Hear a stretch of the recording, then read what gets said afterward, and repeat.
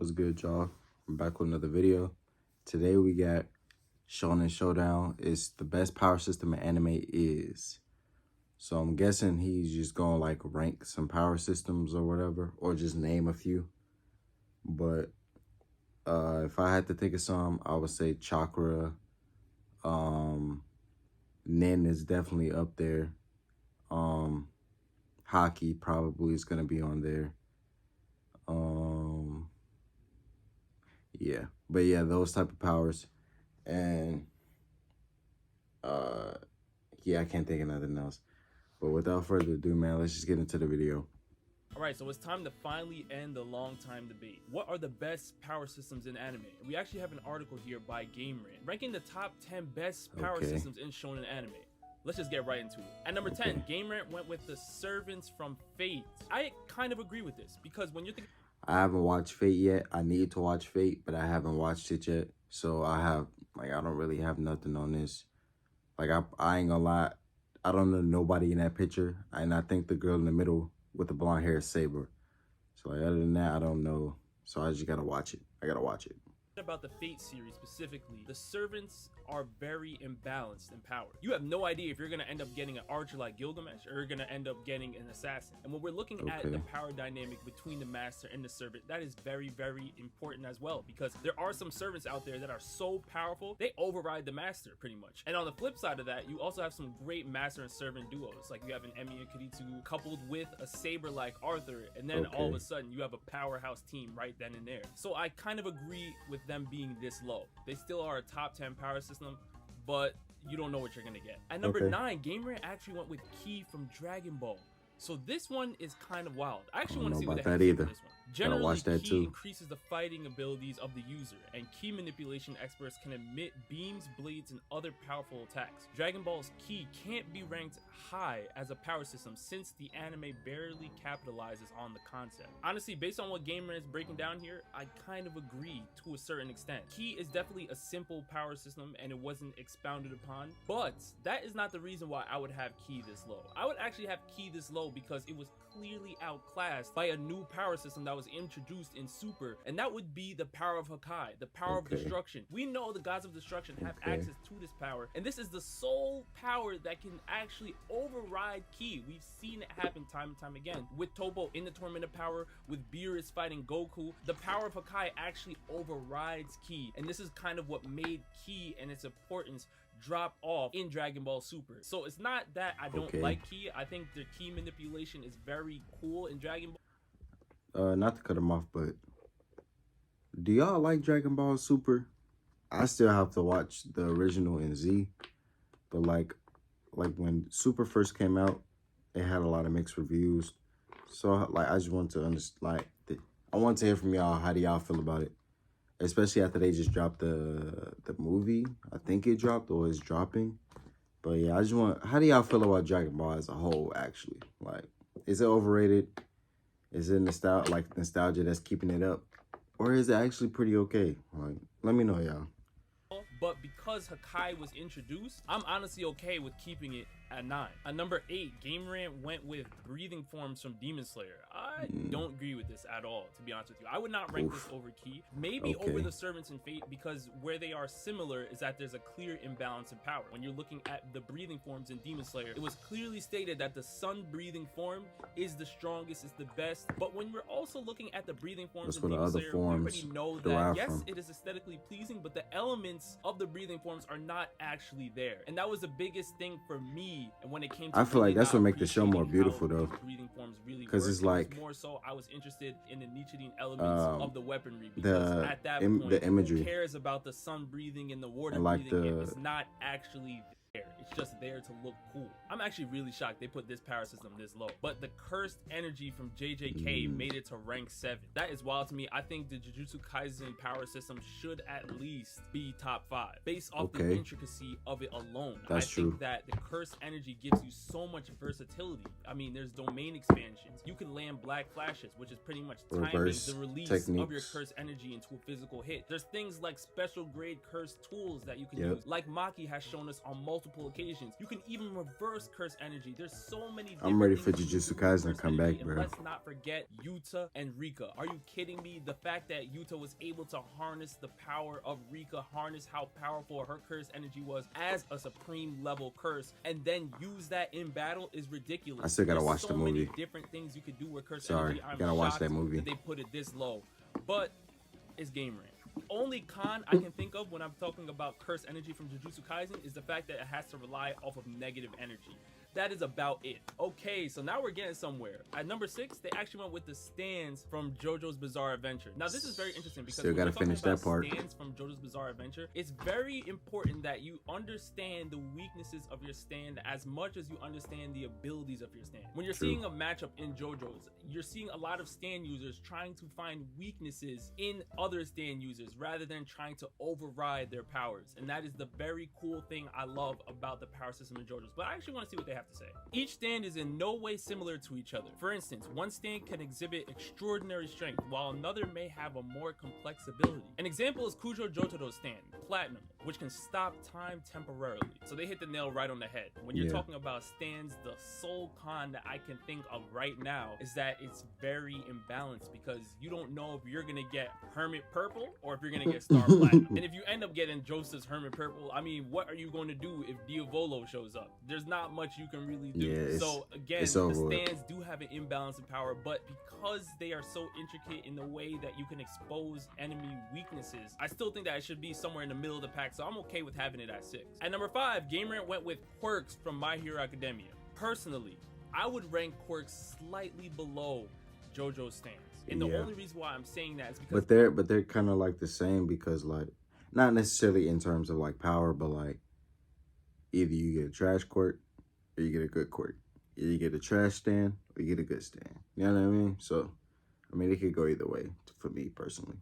Yes, they both are similar in the fact that they have an imbalance in power. Yeah. I believe the gap between the lowest tier quirks and the highest tier quirks is much larger than the gap between the lower tier stands and That's the higher also tier true. stands. There are people true. in Class 1A right now that have absolutely no shot at doing what Deku can do, at doing what Bakugo can do, and doing what Todoroki can do right now as we speak. And that to me is a problem because when you're looking at JoJo's Bizarre Adventure, for instance, even if you have a lower tier stand, there still are some ways where you can use your intellect. You can still use your stand in certain ways to finesse and get your way out of situations. There is no way I can see Invisible Girl hanging with any top tier people in the My Hero Academia verse. There's no way. She's done. She's finished. And that is the main problem that I have with quirks. Now, there is something that My Hero Academia has implemented to help try to offset this, and that is the quirk awakening. If we look at Himiko from the League of Villains, we can see that she unlocked her quirk awakening, and now she's able to use the quirk abilities of the people she's disguised as. That is a very, very cool thing. So obviously, quirk awakenings have opened up. I didn't watch the last My Hero season. The large gap between the lower tier. I'm watching season 6 though. Quirks. But still, if we look at JoJo stands, you can also talk about Requiem stands, which I believe are going to end up being much more powerful than any quirk that I'm seeing right now in My Hero Academia. So just because of that alone, I'll probably put JoJo stands at 5 and quirks at 6. But either way, they still are in the middle of the pack. Yeah. You know, Game Rant, this was actually a solid article so far. What do you do? Or what they do? I am a little disappointed at this ranking right now. Now, it's not terrible, but I believe this power system should automatically be in the top 2. But at number 4, they went with Nen from Hunter x Hunter. I think this is dangerously low for Nen. Nen should automatically be top 1 or top 2. Okay, let me guess. Now that Hunter x Hunter is 4, I feel like the top 3 is going to be the big 3. Watch it be the big 3. Watch it be like probably Chakra is number 1, Hockey is number 2, and Spiritual Pressure is number 3. Watch it be that. Watch. Just based off of how well balanced it is. Nen is probably the most well balanced power system in all of shonen anime. Literally. There is nobody that's overpowering somebody else based off of Nen abilities alone because you can still counter them. There are Nen restrictions that you can use to help offset things. You have the 4 major principles of Nen: Ten, Ren, Zetsu, and Hatsu. These principles are allowing you to use your Nen abilities, concentrate your Nen in certain parts of your body, use your Nen to locate enemies, or you could even seal your Nen to hide your identity. There's so many different things you could use with your Nen capabilities. There's different classes. You could be an enhancer, you could be a conjurer. There's so many different things you could do with Nen. The fact that Nen is ranked outside of the top 2 is kind of wild to me, because I can't think of many power systems in anime that are as well balanced as Nen. I would say only person that I can think of right now in the Hunter x Hunter verse that is super OP and super cheese would be Nanika. Oh well, that's about it. Outside I forgot of about Nanika, her. I can't think of anybody really overriding she's OD else in terms of just their Nen alone. A lot of people have more Nen than others, but that's how they're beating people. Now it's getting really interesting, because at number 3 they went with spiritual pressure. What did I say, bro? Now, would I put spiritual pressure over Nen? Hell no. I don't think I could do that, but it's not because I don't think spiritual pressure is nice, because when you're talking about spiritual pressure, it really depends on which class you're talking about. In regards to a Shinigami, the first thing I'm thinking of is how they have to master their Zanpakuto for the Bankai release. That is one of the major things that they're using. The spiritual pressure is really a bonus, like when you're talking about Kenpachi Zaraki or even a Yamamoto. I mean, if you have great spiritual pressure on top of your mastery of your Zanpakuto, that makes you a top tier Soul Reaper or Shinigami. But I think that the angle that Game Rant is using here would more fit a Quincy, because Quincy's are absorbing Reishi and they're using Reishi in battle. They are literally harnessing the power directly and turning it into spiritual weapons. Like, this is what Quincy's do. So in regards to the Quincy's, I believe that that power system is more relative to I can't wait for Bleach, man. That of the Shinigamis with spiritual pressure. So because this depends on different classes, I would probably have to put this underneath Nen, but it doesn't mean I would have it outside of the top 5. I absolutely think that this is a top I would have it over Quirks. System. Absolutely. Surprise, surprise.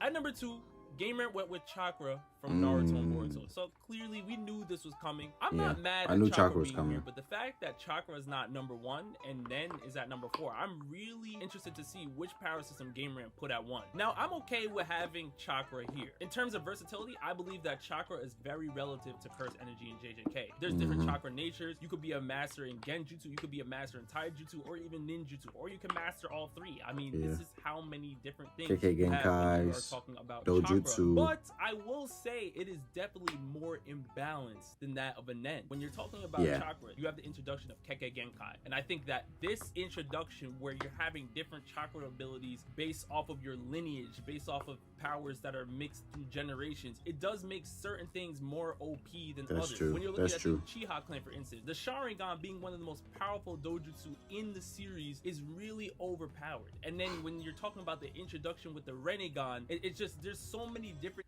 Hey, do y'all remember when they said that the Sharingan was on par with, like, the Byakugan was on par with the Sharingan? Boy, they did not keep up with that. Things in Naruto that make so many other characters in the series obsolete over the years. In the beginning of Naruto, a lot of the Konoha 11 had some relevancy. Now, if you're talking about Kiba has no shot against almost anybody that was in the 4th Great Ninja War of a top tier like status. Kiba, man. This is how much a lot of the Konoha 11 have dropped off, and it's not their fault entirely. It's just the fact that a lot of the Kekkei Genkai, a lot of the Jinchuriki powers, the Sage of 6 Paths, Shenjutsu added to people, it just makes them so much more powerful than anybody else in the series, and that's where the imbalance comes from. So I don't really know if I would even put Chakra over Nen. I think I would have Nen over Chakra in my estimation, but I still believe that Chakra is still a top 5 power system. Not everybody can be a master in Senjutsu, and I believe that you at least need to know how to use Senjutsu if you want to be top tier in Naruto, hands down. Oh wow. At number 1, Game Rant actually went with... What did I tell y'all, bro? I knew this was going to happen. I did not see this coming. I'm being so serious. I did not see this coming at all. I don't want to hear One Piece bias because I had nothing to do with writing this, but I actually really want to see what they have to say with this entire part, because I'm really confused as how the Haki and Devil Fruits made it up this high. Now, Haki is one of my favorite power systems in One Piece, but I do have some questions when it comes to Devil Fruit powers and the imbalance in power, but let's take a look at what they have to say. One Piece has a vast power system featuring double power sources that are separate, unlinked entities. Unlike Naruto's Chakra Jutsu connection, Haki and Devil Fruits work independently, but can be used together to achieve a higher power output. Devil Fruit is a unique fruit that, when eaten, empowers the user with unique abilities similar to the fruit's nature. Devil Fruits fruits are classified into 3 types: Zoan, Paramecia, and Logia. The fruit types differ in the abilities they offer, which can range from animal-based features to elemental ones like ice and fire. A beautiful breakdown on devil fruits, but again, this is where I'm talking about the imbalances in the power systems in One Piece when you're specifically talking about devil fruits. Because clearly, if you have watched One Piece, there are some weak Paramecia users. I was just about to say him, no bro. Haki, they cannot contend with any of the Logias unless they are a natural elemental enemy. That is the only way they will be able to contend with a Logia user. On the flip side, I mean, maybe if they learn Fishman Karate, that's a way they can be able to counter some Logia style users, but for the most part, they are down for the count if they are not learning Haki. Blackbeard literally caused the whole entire Marineford war just so he can steal Whitebeard's devil fruit because he knew how powerful it was. He's on a quest to literally find the strongest devil fruits in the world and give them to his crew. I'm on my way there, man. I'm at for his devil fruit. Clearly, there's an imbalance in power. Now let's see what they have to say about Haki. On the other hand, Haki is also a distinct power source. This unique power allows users to utilize their spiritual energy for different reasons. Haki has different forms: observation Haki, armament, and Conqueror's Haki. Observation Haki serves as a sixth sense that predicts the opponent's movements. Armament Haki strengthens the users physically, and Conqueror's Haki allows the users to overpower the will of others. Even though Haki and Devil Fruits are different power systems in One Piece, some characters can use Haki in conjunction with Devil Fruit abilities. The main character Luffy is a classic example. And the funniest thing about this, even though I think that Haki is more balanced than Devil Fruits, there still is an imbalance with Conqueror's Haki. Because not everybody in the One Piece verse knows how to use Conqueror's Haki or even has access to use Conqueror's Haki. So when we say that somebody well versed in Devil Fruit powers would be able to counter somebody with great Conqueror's Haki if they don't have access to Conqueror's Haki, I really don't know about that according to what Kaido had to say and everything like that. But for the most part, I do think that Haki is in the top 5 power systems. It's Devil not one though. Are somewhere in the top 10. I wouldn't have them personally in the top 5 because, like I said, there's a huge gap in power. But the only gap when you're talking about Haki would be Conqueror's Haki. I would also want to point out that a lot of the top tier fighters in the One Piece verse are Haki users. So Haki is very, very important here. It's even more important than Devil Fruits in my opinion. Unless you're talking about some Devil Fruit awakenings that we have not seen yet. But for the most part, I think Haki overrides a lot of the Devil Fruit users. And if you're able to use your Devil Fruit in conjunction with your Haki, then you're just a beast overall. Now you guys let me know down in the comment section below how you would rank these power systems. I would personally have Nen at number 1, maybe Chakra at 2, but other than that, you guys let me know what you're thinking. And again, thank you guys for showing so much love and support. I have so much more content on the way. So many things are happening behind the scenes. Love you guys. I'll see you next time. Peace. Yeah, I don't think Devil Fruits are as important as Haki unless you're like Luffy or Whitebeard or something like that, because if they was that important, I feel like they would have gave Roger and Rayleigh one. But I think if Devil Fruits meant that, I don't think Roger would be like as strong as he is if he just only used Haki and it wasn't that important. You know what I mean? But yeah, man, that's the end of the video, bro. Shout out to Shonen Showdown. It's your boy Thunder, man. I'm out. Peace. Yeah, she wanna fuck with a goat. Spinning a band, put that on a coat. That nigga a bitch, I don't care what he told. Up in that chopper, send that boy straight to the doctor. It put a hole in his throat. Sure they gon' live with me. Hop in that whip, pushing that gas and we float.